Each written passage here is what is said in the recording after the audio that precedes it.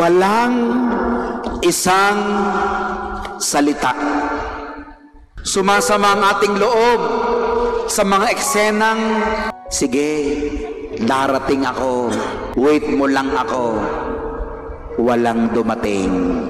Ililibre kita, akong bahala. Drawing. Magbabayad ako ng aking utang sa katapusan ng October. Pasko na, wala pa rin. Hindi nakakaiyamot. Nakasasama ng loob ang mga taong walang isang salita. Ito'y typical sa atin mga Pilipino. May isang magulang magsusugo sa kanyang anak. Anak, ako lang pupunta sa palengke, ako'y may gagawin, mamimili ako ng ating mga gamit. Habang ako'y nasa palengke, pwede kang ayusin ang ating bahay, kay maglinis-linis. Ay, medyo ang pinagkainan natin ay talagang wala pang naguhugas. Sabi ng anak, opo. Opo.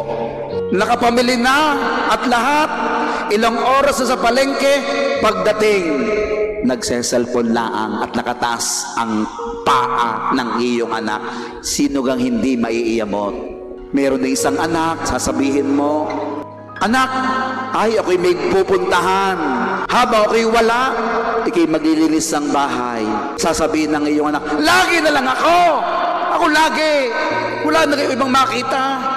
Kung ang dami-daming mga sinasabi, galing sa palengke, galing sa bayan, pagdating, aba, malinis. Nagreklamo muna, pagkatapos gumawa din. Ang ebanghelyong ating napakinggan ay typical din. Nung sinabi ni Jesus ito, sino ang kanyang kaharap? Mga saserdote, mga matatanda ng bayan. Nang ibig sabihin, kinikilala. Sila yung mga sikat. Sila yung mga, ang feeling nila ay, sila yung mga special. At mga natatangi. Kaya ang feeling nila, sila ang maliligtas. Sila lang. Kaya sinabi ni Jesus, ang talinhagang ito, sila ang nagsabing, opo, opo, pupunta ako sa inyong ubasan. Opo, opo lang ng opo. Hindi naman gumawa. Drawing ang opo. Sino nagsabing ayoko po? Sino yon? Mga hintil, mga publikano, public sinner, mga babae, mga prostitute, mga kriminal. Una, ayoko po.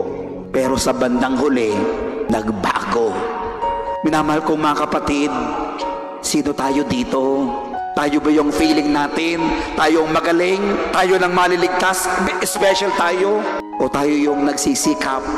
Na tayo nadapa, naputikan, nasugatan. Pero dumating ang pagkakataon, nilinis natin ang ating buhay at unti-unti tayong nagbago. Palapakan natin ang Diyos na nagmamahal. According to the Bible scholars, may pangatlo dapat. Sino yung pangatlong anak? Yun po yung magsasabi right from the start, sige po, gagawin ko po.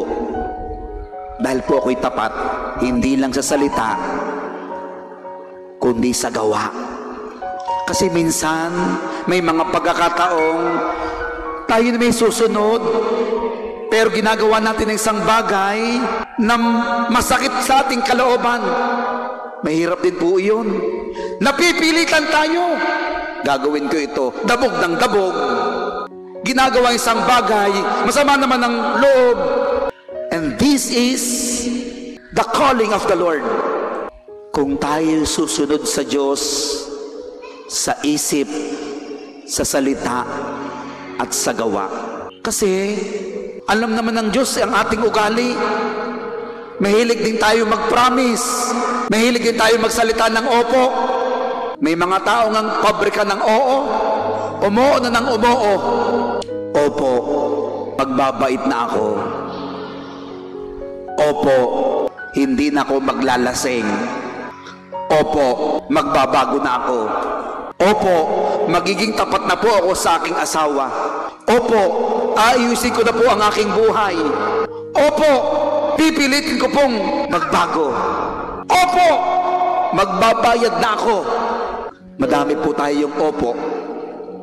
Pero sana patunayan natin. When we say yes, let us prove our yes to God. Sinong ating niloloko? Kailanman hindi natin kayang lokohin ng Diyos. Hindi natin pwede ring lokohin ang ating sarili. At habang niloloko natin ang ating sarili, niloloko natin ang iba, at unti-unti napapasama ang ating buhay. Let us fix our life. Pag sinabi nating opo, opo. Pag sinabi nating hindi, hindi. We say yes to God and no to devil. Opo sa mabuti, hindi sa masama. Patunayan natin, dapat bilang mga Katoliko Kristiyano, may isa tayong salita. Sa ngalan ng Ama at ng Anak at ng Espiritu Santo. Amen. Palakpakan natin ang Panginoon.